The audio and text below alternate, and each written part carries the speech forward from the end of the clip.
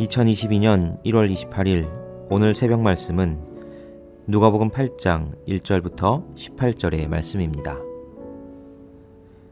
그 후에 예수께서 각 성과 마을에 두루 다니시며 하나님의 나라를 선포하시며 그 복음을 전하실새 12 제자가 함께하였고 또한 악귀를 쫓아내심과 병 고침을 받은 어떤 여자들 곧 7 귀신이 나간 자 막달라인이라 하는 마리아와 헤롯의 청지기 구사의 아내 요한나와 수산나와 다른 여러 여자가 함께하여 자기들의 소유로 그들을 섬기더라. 각 동네 사람들이 예수께로 나와 큰 무리를 이루니 예수께서 비유로 말씀하시되 씨를 뿌리는 자가 그 씨를 뿌리러 나가서 뿌릴새 덜어는 길가에 떨어짐에 밟히며 공중의 새들이 먹어버렸고 덜어는 바위 위에 떨어짐에 싹이 났다가 습기가 없으므로 말랐고 덜어는 가시떨기 속에 떨어짐에 가시가 함께 자라서 기운을 막았고 덜어는 좋은 땅에 떨어짐에 나서 100배의 결실을 하였느니라. 이 말씀을 하시고 외치시되 들을 귀 있는 자는 들을지어다. 제자들이 이 비유의 뜻을 물으니 이르시되 하나님 나라의 비밀을 아는 것이 너희에게는 허락되었으나 다른 사람에게는 비유로 하나니 이는 그들로 보아도 보지 못하고 들어도 깨닫지 못하게 하려 함이라. 이 비유는 이러하니라. 씨는 하나님의 말씀이요 길가에 있다는 것은 말씀을 들은 자니 이에 마귀가 가서 그들이 믿어 구원을 얻지 못하게 하려고 말씀을 그 마음에서 빼앗은 것이요 바위 위에 있다는 것은 말씀을 들을 때에 기쁨으로 받으나 뿌리가 없어 잠깐 믿다가 시련을 당할 때에 배반하는 자요 가시떨기에 떨어졌다는 것은 말씀을 들은 자이나 지내는 중 이생의 염려와 재물의 향락에 기운이 막혀 온전히 결실하지 못하는 자요 좋은 땅에 있다는 것은 착하고 좋은 마음으로 말씀을 듣고 지키어 인내로 결실하는 자니라. 누구든지 등불을 켜서 그릇으로 덮거나 평상 아래에 두지 아니하고 등경 위에 두나니 이는 들어가는 자들로 그 빛을 보게 하려 함이라. 숨은 것이 장차 드러나지 아니할 것이 없고 감추인 것이 장차 알려지고 나타나지 않을 것이 없느니라. 그러므로 너희가 어떻게 들을까 스스로 삼가라. 누구든지 있는 자는 받겠고 없는 자는 그 있는 줄로 아는 것까지도 빼앗기리라 하시니라. 오늘 본문인 씨 뿌리는 자의 비유는 예수님의 수많은 비유 중에서 가장 친숙한 설교 주제 중 하나입니다. 이 비유에는 길가, 돌밭, 가시밭, 좋은 밭 이렇게 4종류의 서로 다른 밭이 나옵니다. 우리에게는 이러한 오늘을 살아가는 이 밭의 비유의 속에서는 이해하기가 쉽지 않은 내용이죠. 단지 그냥 이런 밭이 있었겠거니 하고 생각할 따름입니다. 그런데 이 4종류의 밭은 모두 다 연관성이 있습니다. 1세기 이스라엘의 청중들에게 이 4종류의 밭은 일상에서 매일 볼 수 있는 현실이었습니다. 보고 경험할 수 있는 것들이었죠. 아주 흔하고 누구나 알 수 있는 그런 것들이었습니다.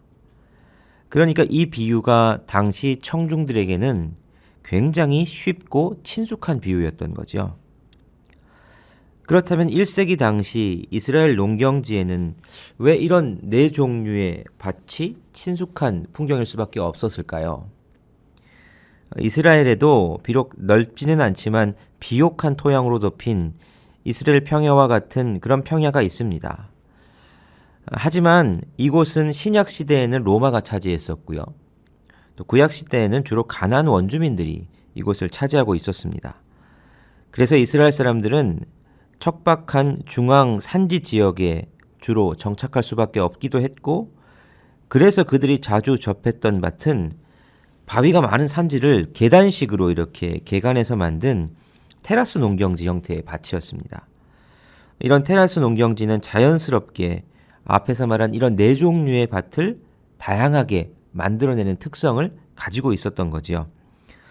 계단처럼 되어 있는 이 밭들, 그 밭의 각각 끝에는 이 담벼 근처 이쯤 되면 비가 올 때마다 위에서부터 쓸려 내려온 고운 흙이 그곳에 자리를 잡았습니다. 그래서 그곳은 비유 속에 나오는 좋은 밭이 된 거지요. 그리고 이런 테라스의 밭에는 사람들도 다닐 수 있도록 이렇게 길이 있었습니다. 이 길이 비유에 나오는 딱딱한 길가밭입니다. 그리고 테라스 농경지의 위쪽으로 갈수록 이제 토양이 얇아지고 바위가 많은 돌밭이 됩니다. 또 농부의 손길이 닿지 않은 테라스의 이 담 주변에는 가시떨기밭이 만들어졌던 거죠. 이것이 이 네 종류 밭의 모습입니다. 그러니까 이런 밭의 형태는 당시 이스라엘 사람들에게 있어서는 굉장히 익숙한 형태였죠. 10월에서 11월 이른 비가 오면 농부는 쟁기질을 합니다. 쟁기질을 한번 하고 나서 바구니에 있는 씨앗을 가지고 나가서 씨를 뿌립니다. 당시의 쟁기질은 오늘처럼 이렇게 질서정연하게 홈을 만드는 그런 게 아니었습니다. 척박한 땅을 그냥 좀 이렇게 뒤엎는 수준에 불과했던 거죠. 그렇게 뒤엎고 나서 농부는 씨를 광범위하게 여기저기 그냥 막 흩뿌립니다. 이때 씨앗은 네 종류의 서로 다른 밭에 골고루 떨어지게 될 터이죠. 쟁기질은 한 번에서 끝나지 않습니다. 보통은 2번 행해지는데 씨를 뿌리기 전에 거친 땅을 뒤집기 위해서 한 번을 쟁기질을 하고요. 씨를 뿌린 후에 씨앗이 흙을 덮도록 다시 한번 쟁기질을 합니다. 그리고 재밌는 건 그렇게 쟁기질을 2번 하고 난 이후에는 목자가 양과 염소들을 데리고 농경지 안으로 들어온다는 거죠. 양과 염소들의 딱딱한 발굽에 밟힌 씨앗들은 땅속 깊숙이 박히게 됩니다. 이렇게 해서 씨 뿌리기가 완료되면 이후의 과정은 이제 농부들의 손을 떠납니다. 그저 자연의 놀라운 능력에 따라서 씨가 자라던 하는 것이죠. 씨앗이 발아에서 추수할 때까지 모든 과정은 신비에 속한 영역, 하나님께서 하시는 영역으로 여겨졌습니다. 이게 당시 농사의 모습이었습니다. 그렇다면 모두가 잘 아는 이런 내용의 비유를 가지고 예수님께서 오늘 하고 싶은 말씀은 무엇일까요? 1절에 보니 이 비유를 말씀하신 배경에 대해서 이렇게 이야기합니다. 그 후에 예수께서 각 성과 마을에 두루 다니시며 하나님의 나라를 선포하시며 그 복음을 전하실새 12 제자가 함께하였고, 예수님께서 각 마을과 성에 돌아다니시면서 하나님의 나라를 선포하시고 그 복음을 전하셨다. 이렇게 본문은 기록합니다. 그리고 4절을 보니 이제 각 동네 사람들이 예수님께로 나와서 큰 무리를 이루었다 말씀하고 있습니다. 예수님은 어디를 가시던 하나님의 나라를 선포하시고 그 복음을 전하셨습니다. 그러니 이 사람들은 예수님이 선포하시는 하나님 나라의 이야기, 그리고 그 복음을 듣기 위해 모였던 것이죠. 물론 예수님께서는 그 복음을 선포하시면서 여러 가지 이적도 행하셨죠. 아마 많은 사람들이 그 이적을 보기 위해서 모이기도 했을 겁니다. 어쨌든 지금 예수님은 하나님 나라와 복음에 대해 이야기를 하고 계셨고 사람들은 그 앞으로 모여들었습니다. 그리고 오늘의 비유가 이어지는 거지요. 그러므로 오늘 본문의 비유는 예수님께서 모인 모든 이들에게 하나님 나라와 복음에 대한 가르침을 하고 계신 것의 연장선상입니다. 사실 예수님의 모든 사역의 걸음과 가르침의 내용이 이것이었기에 예수님의 이야기, 예수님의 사역에 있어서 하나님 나라와 복음, 이건 뗄래야 뗄 수가 없지요. 청중 가운데서 다수는 어쩌면 그 복음 선포와 함께 예수님의 능력을 기대했을 줄 모르겠습니다. 그리고 그 능력으로 어찌 보면 새로운 왕이 이렇게 탁 나타나서 헤롯을 타도하고 합법적인 새 제사장, 이런 제사장도 등장시키고, 그래서 현대의 이 타락한 제사장들도 몰아내고 새로운 유대교 운동이 일어나서 이방인들을 좀 쫓아내주기를, 그런 것들을 바랬을지도 모르겠습니다. 그러나 예수님의 생각은 달랐습니다. 예수님은 하나님 나라 복음에 대해서 여러 가지로 선포하셨고, 그런 각양각색으로 그 선포에 대한 말씀을 다르게 받아들이는 무리들을 향해서 어떻게 이 하나님 나라를 받아들여야 하는지에 대한 마음가짐에 대해서 오늘 말씀하고 계신 것이죠. 오늘 본문에 등장하는 밭들은 다 예수님의 말씀을 받아들이려는 사람들의 마음을 비유한 겁니다. 누가복음 4장에 보면 예수께서 이제 나사렛 회당에 들어가시죠. 그리고 그곳에서 이사야의 말씀을 통해서 자신의 사역을 계시하십니다. 하지만 그분의 말씀을 달갑게 받아들이는 사람이 없었습니다. 결국 그 자리에 있는 모든 이들의 말씀은 길가에 떨어진 씨처럼 짓밟히고 공중의 새가 그 말씀을 쪼아 먹는 것처럼 사라져 버렸습니다. 또 오늘 본문 바로 앞에 나오는 7장 말미에 보면 바리새인이 예수님을 식사에 초대하는 내용이 나옵니다. 분명히 예수님의 말씀을 더 듣고 싶었기 때문일 겁니다. 예수님의 말씀의 흥미와 무엇인가 번뜩이는 것들을 보았겠지요. 하지만 그 자리에 향유 옥합을 가지고 나온 죄인인 여인은 그 여인을 대하는 예수님의 행동과 말씀은 기대 이상으로 너무 충격적이었고 급진적이었습니다. 그래서 그 바리새인은 예수님을 초대했음에도 불구하고 예수님과 거리를 두려 합니다. 마치 바위 위에 떨어진 씨처럼 그의 편견에 자갈밭이라는 마음에 씨가 뿌려지기는 했으나 영양분은 공급될 수 없었고 습기가 없으므로 곧 말라버리고 마는 그런 상황이 된 거지요. 누가복음 17장 31절 이하에 보면 하나님께서 이 세대 사람들 이것에 대해서 말씀을 주시지요. 예수님이 이 세대의 사람들을 어떻게 평가하시느냐? 우선 요한에게 대해서 이 세대의 사람들은 이렇게 반응했다 말씀하십니다. 요한이 와서 하나님의 말씀을 선포할 때에 요한이 떡도 먹지 않고 포도주도 먹지 않는 기이한 삶을 살았는데 그를 보고는 귀신이 들렸다 했다는 거지요. 반대로 예수님께서 오셔서 이 땅에 메시지를 선포하시자 세례 요한처럼 금욕하지 않고 먹고 마신다고 또 예수님을 거부했습니다. 요한의 메시지도 거부했고 예수님의 메시지도 거부했습니다. 결국 그들은 선지자의 메시지 그 자체를 거절하는 모습이었던 거죠. 마치 가시덤불에 쌓인 씨앗처럼 가시덤불의 기운이 이렇게 자라나니 더 이상 기운이 막혀 자랄 수 없는 그런 모습과 같은 그들의 삶이었습니다. 하지만 좋은 땅에 떨어진 씨 같은 마음을 가진 이들도 있었지요.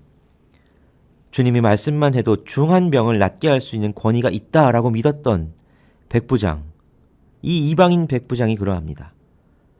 또 떳떳하지 못한 직업을 버리고 예수님을 따르기로 한 세리 레위가 그러하고 하나님의 용서와 은혜를 체험하여 향유 옥합을 깨뜨린 여인이 그러합니다. 그중 오늘 본문 1절에서 3절에 등장하는 여인들도 그러하지요. 다른 복음서들은 이 여인들이 훨씬 뒤에 나중에 예수님을 장례하게 되는 그때에 가서야 나옵니다. 그러나 누가복음에서는 다른 복음서보다 훨씬 앞에 이들을 등장시켜서 이들이 말씀으로 치유를 받았고 더 나아가서 자신의 삶의 자리를 떠나서 예수님을 따르는 제자로서의 삶을 살았음을 이야기합니다. 예수님과 다른 제자들과 동행하며 자신의 호주머니를 털어 그들의 필요를 채워주었던 헌신이 있었음을 말하죠. 이런 여인들의 행동은 당시 1세기 팔레스타인 시대의 관점으로 보았을 때는 말도 안 되게 충격적인 일이었습니다. 그런데 무엇이 이들을 이렇게 이끌었을까요? 그들의 마음밭에 말씀의 씨앗이 열매를 맺었던 겁니다. 그들의 마음이 옥토와 같았던 거지요. 자신들의 삶과 재산 모든 것을 하나님의 나라를 위해서 맡기고 하나님 나라의 열매를 맛보았던 자들의 삶입니다. 1세기 팔레스타인뿐 아니라 오늘도 주님의 말씀의 씨앗은 여전히 변함없이 뿌려지고 있습니다. 그런데 그 씨가 닿는 밭들은 오늘도 역시 다 다른 것 같습니다. 우리의 마음은 어떨까요? 오늘 우리도 그 말씀의 씨앗이 마치 길가에 뿌려진 씨처럼 우리도 모르게 소홀히 여기고 사단이 빼앗아 가도록 두고 있는 것은 아닙니까? 아니면 말씀이 선포되었지만 너무 급진적이라고 처음에는 기쁨으로 받아들였지만 그것들을 다 빼앗기고 습기가 없이 곧 말라버리게 두었던 것은 아닙니까? 아니면 세상에 여러 가치 있는 것들, 좋은 것들, 그게 너무 좋아서 하나님 말씀이 자라날 기운이 다 막혀버리고 있는 것은 아닙니까? 부디 소원하기는 오늘 우리 다시 우리들의 마음밭을 기경하여서 백부장의 믿음처럼 예수님을 쫓았던 제자들과 여인들의 믿음처럼 말씀이 우리 삶에 열매를 맺혀지는 하루가 되기를 간절히 소원합니다. 기도하시겠습니다. 살아계셔서 지금도 말씀하시는 하나님, 오늘도 주의 말씀의 씨앗이 여기저기 빠짐없이 뿌려지고 있음을 깨닫습니다. 하지만 오늘날도 그 밭들은 각각 다 상황이 달라 어떤 밭에서 말씀의 씨앗은 짓밟히고 공중의 새가 먹여버리기도 하며 어떤 밭에서는 말라버리기도 하고 어떤 밭에서는 기운이 막혀 자라지 못하기도 합니다. 그러나 주님, 우리는 그렇지 않게 하여 주옵소서. 오늘 이 말씀을 들음으로 우리의 마음밭을 다시 기경하여 옥토와 같이 준비된 밭, 그런 밭 되어 오늘도 열매를 원하시는 주님 앞에 30배, 60배, 100배의 열매로 영광 올려드리는 삶이 되게 하여 주옵소서. 예수님의 이름으로 기도하옵나이다. 아멘.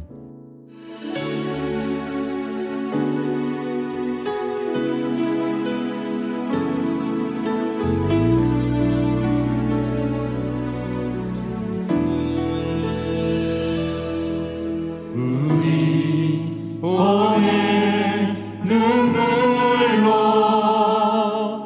하늘에 씨앗을 심는다. 꿈꿀 수 없어 무너진 가슴에 저들의 푸른 꿈 다시 돋아나도록 우리 함께 땀 흘려 소망의 길을 만든다. 내일로 가는 길을 찾지 못해도 저를 노래하며 달려갈 그 길, 그날에 우리 보리라. 새벽 이슬 같은 저들 일어나 뜨거운 가슴 사랑의 손으로 이 땅 치유하며 행진할 때 오래만 패하였던 이 땅 어디서나 순결한 꽃들 피어나고 푸른 의의 나무가 가득한 세상 우리 함께 보리라.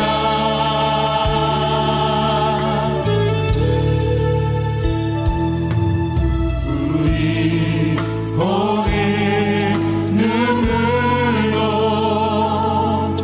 하늘에 씨앗을 심는다. 꿈꿀 수 없어 무너진 가슴에 저들의 푸른 꿈 다시 돋아나도록 우리 함께 땀 흘려 소망의 길을 만든다. 소망의 길을 만든다. 주님의 그 소망이 우리 가운데 있습니다. 내일로 가는 길을 찾지 못했던 저들 노래하며 달려갈 그 길, 우리 믿음으로 고백합시다. 그날에